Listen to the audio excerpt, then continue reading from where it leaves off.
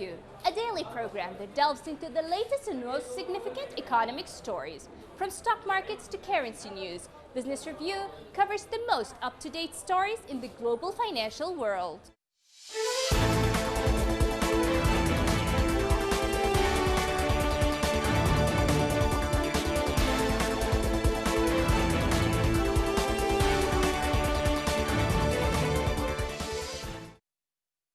South Korea outlined a plan on Tuesday, July 14th, to spend 94.6 billion US dollars on a new deal to create jobs and help the economy recover from the coronavirus fallout, anchored in part by green investment in electric vehicles and hydrogen cars.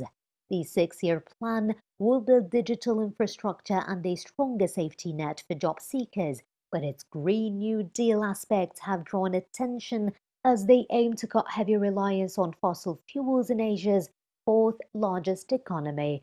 President Moon Jae-in said during a speech, the coronavirus pandemic once again reaffirmed the urgency of responses to climate change, adding that the new projects were expected to create about 1.9 million jobs through 2025.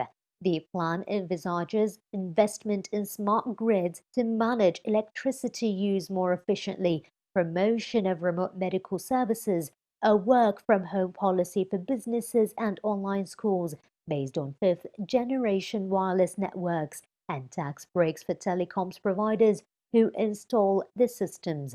First proposed by Moon's ruling party ahead of the parliamentary election in April, the plan set ambitious goals of net zero emissions by 2050, an end to funding of overseas coal plants, and introduction of a carbon tax.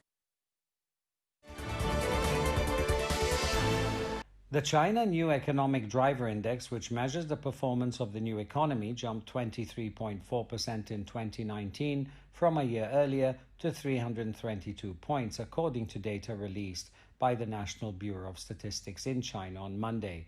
As a main aspect of the digital economy and an outstanding form of the new economy, the Internet economy, which is a key engine among the 5 sub-indexes of the New Economic Driver Index, surged 42% to 856.5, contributing 80.5% to the growth of the combined index last year. The country also recorded 34.8 trillion yuan in e-commerce transactions in 2019, up 10.1% from a year earlier. The director of the Bureau's Institute for Statistical Research said the new trade pattern represented by cross-border e-commerce has become a bright spot in foreign trade. The sub-index for innovation-driven development, meanwhile, also rose 15.6% year-on-year to 2014 204.4. National expenditure on research and development is equivalent to 2.19% of gross domestic product in 2019, 0.05 percentage points higher than the previous year.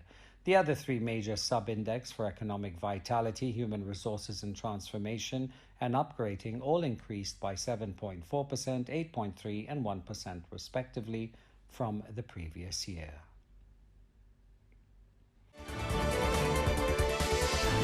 Hong Kong residents prepared for the impact of the new social distancing measures from midnight Tuesday, July 14th, the most stringent in the Asian financial hub since the coronavirus epidemic first broke out. According to the government, 12 types of establishments, including gyms and places of amusement, must shut for a week.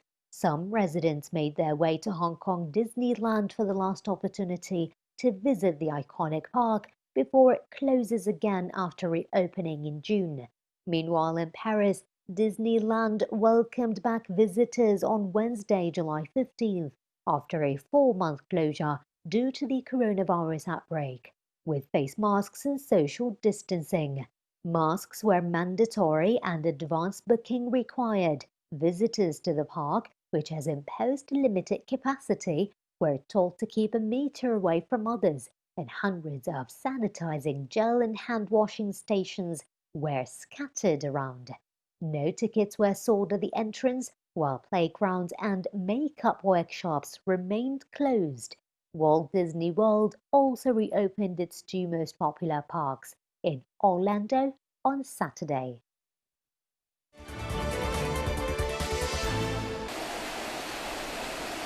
Local investors, motivated by the continuous reduction of the work of fishermen in Gaza Strip due to the naval blockade by Israel, resorted to establishing fish farm projects. Abu Yazan is working on his farm near the Gaza seashore to hatch bream eggs to replace the scarce quantities in local market. Al-Bahar Farm, which includes several adjacent ponds, produces about 30 to 40 tons per year of bream, and it includes a restaurant that serves delicious fish for its customers. I thought of this project due to the lack of bream fish in the Mediterranean Sea and in Gaza Strip, where a lot of people enjoy this kind of fish. In 2014, when we established this farm, we used to import the bream eggs from Israel, but for 3 years now we depend on ourselves through our labs. We produce 1 million eggs per year. Despite our local fish market in the Gaza Strip, we export our fish to the markets of the West Bank and Israel, and we are now establishing a larger fish farm with more kinds of fish. When the fish reaches the appropriate sizes for the local market, it is sold at the equivalent of $10 per kilo, about 45 shekels, and is well received. Breamfish lives at a distance of about 12 nautical miles, a distance that Gaza fishermen are prohibited from accessing, forcing Gazan investors to search for alternatives.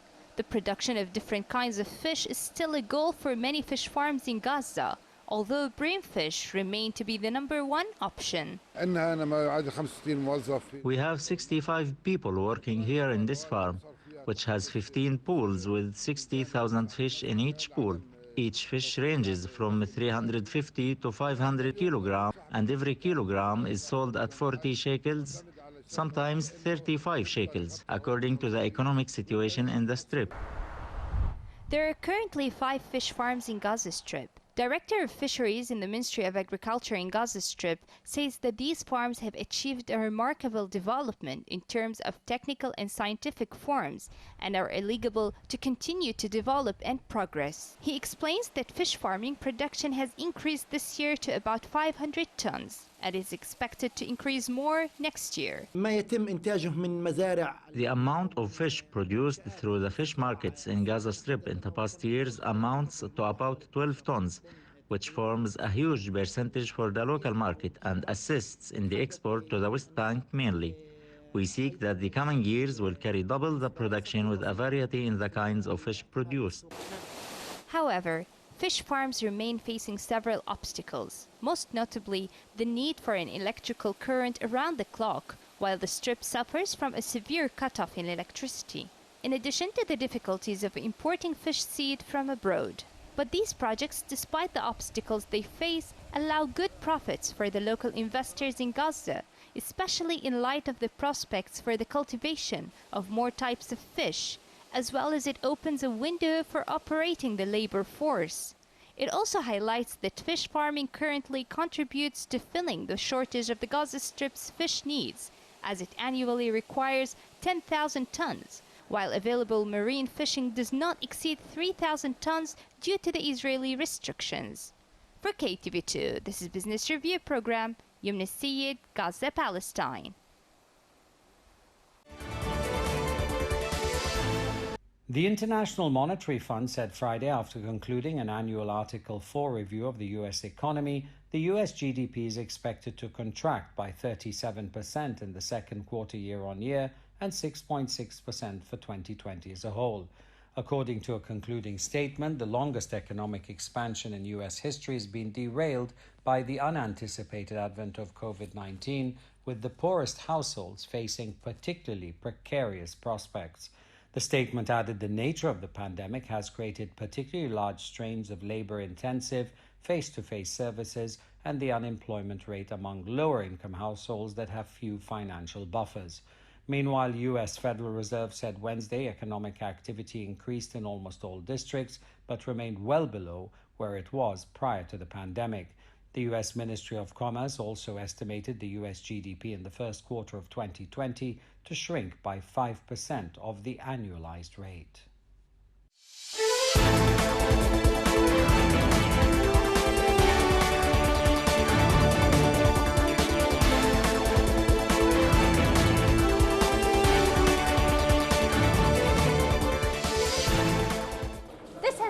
Business Review, your daily source for the most critical stories in the financial world. Tune in next time for the latest financial news impacting the world economy.